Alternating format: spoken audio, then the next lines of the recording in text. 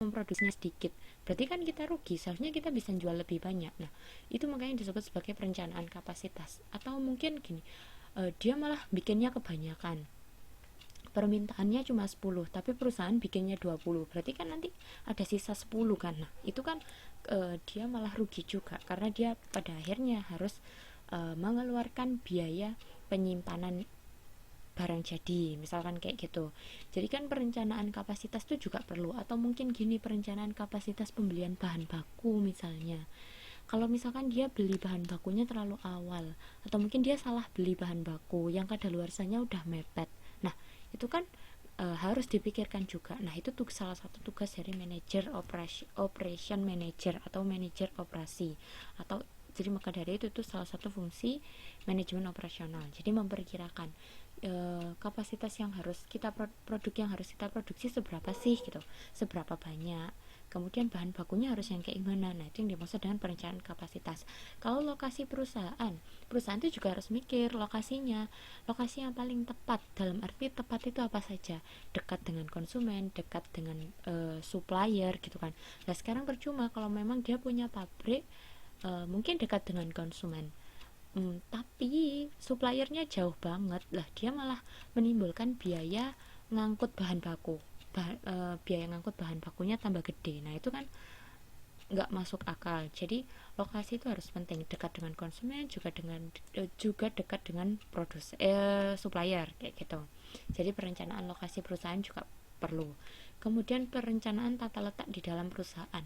Maksud tata letak itu lebih ke layout. Jadi misalkan gini, mesin di dalam perusahaan itu diatur kayak gimana sih, atau departemen dalam perusahaan itu diaturnya kayak gimana.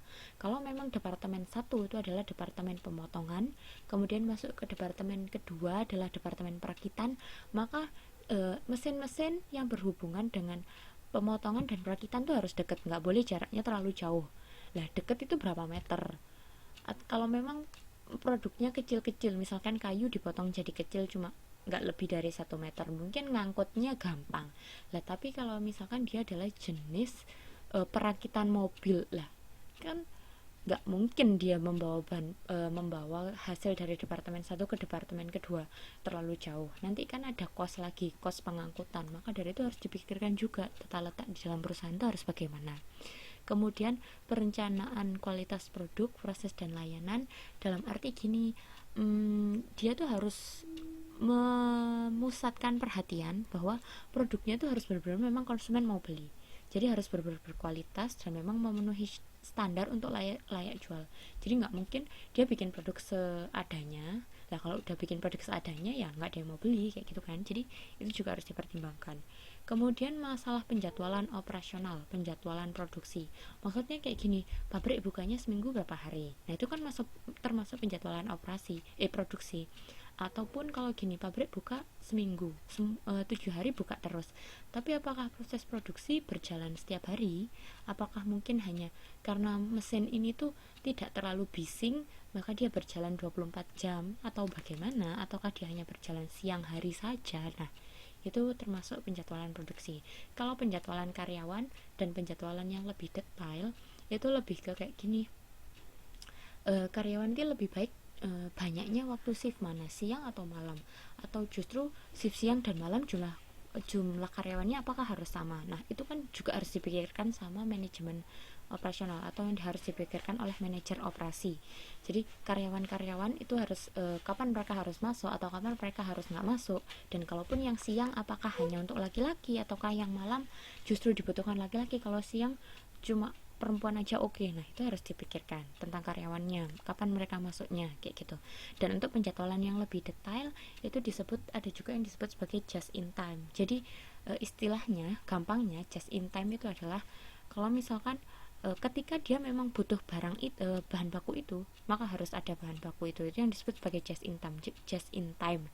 Jadi harus benar-benar memastikan bahwa memang ketersediaan bahan baku tuh harus selalu terpenuhi, nggak boleh ketika nanti kita butuh bahan baku itu malah nggak ada. Nah, jadi itu yang dimaksud dengan just in time, dalam arti ketika memang dibutuhkan itu harus ada.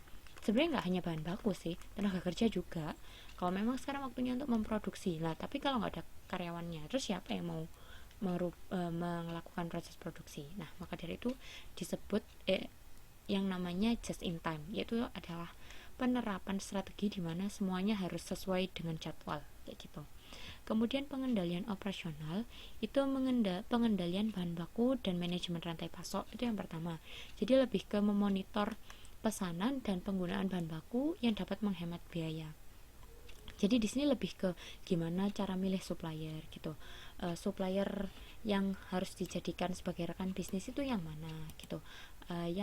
Yang paling menguntungkan untuk dijadikan supplier itu yang mana?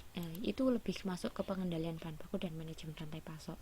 Kemudian kalau pengendalian kualitas itu lebih ke jadi pengintegrasian antara semua departemen. Kalau memang semua departemen itu memenuhi standar, jadi semuanya itu melakukan hal dengan baik gitu.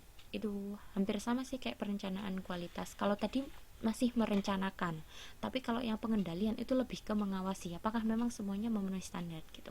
Kalau yang perencanaan tadi masih merencanakan, berarti kalau rencana kita harus gimana biar produk kita memenuhi kualitas kayak gitu. Kalau yang pengendalian itu lebih ke setelah melakukan proses produksi dicek lagi apakah memenuhi kualitas kayak gitu. Jadi dibedakan ya, kalau perencanaan lebih ke cuma planning, jadi agar produk kita memenuhi kualitas itu apa saja yang harus kita lakukan, jadi di list gitu, terus melakukan proses produksi, habis gitu pengendalian kualitas itu checking terakhir sebelum produk memang dijual ke customer kayak gitu.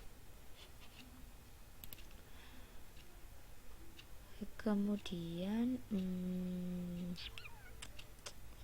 ini lebih ke produksi barang. Nah, ini cuma bedain aja ketika memproduksi barang itu gimana, kemudian memproduksi jasa itu bagaimana.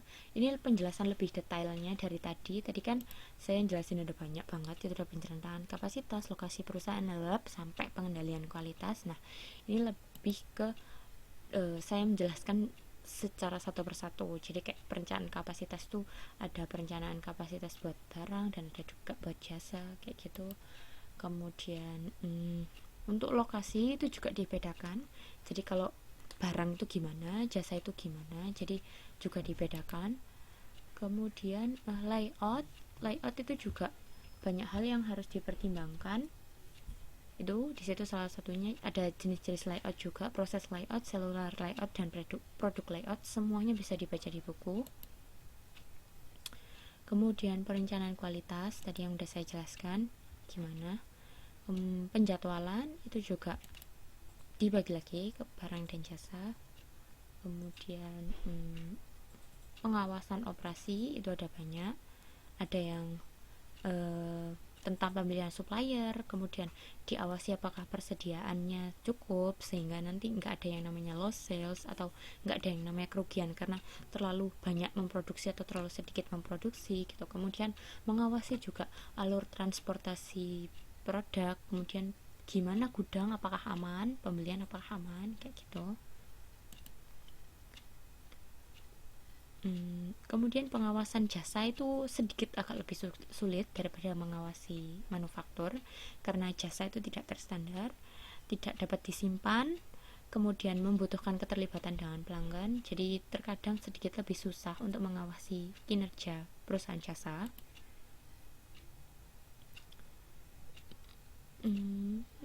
Ya ini cuma tentang kualitas, jadi gimana cara melihat atau mengawasi yang namanya kualitas gitu.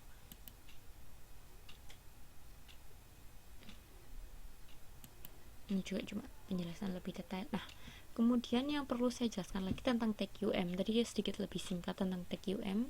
Jadi TQM atau Total Quality Management itu adalah pendekatan manajemen kualitas atas keseluruhan sistem produksi dan organisasi produksi.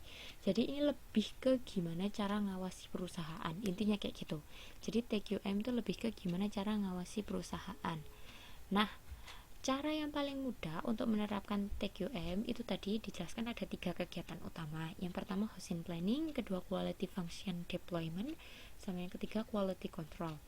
Housing Planning itu ketepatan dan kecepatan produk sampai ke pasar. Jadi gimana kita bisa cara mengawasi yang pertama itu adalah lebih ke apakah memang produk itu sudah sesuai atau tepat waktu di tangan konsumen. Jadi misalkan kayak kita memproduksi atau kita punya pabrik payung gitu. Nah, nggak mungkin kan kita malah justru jual payung bukan di musim hujan, sedangkan kalau di musim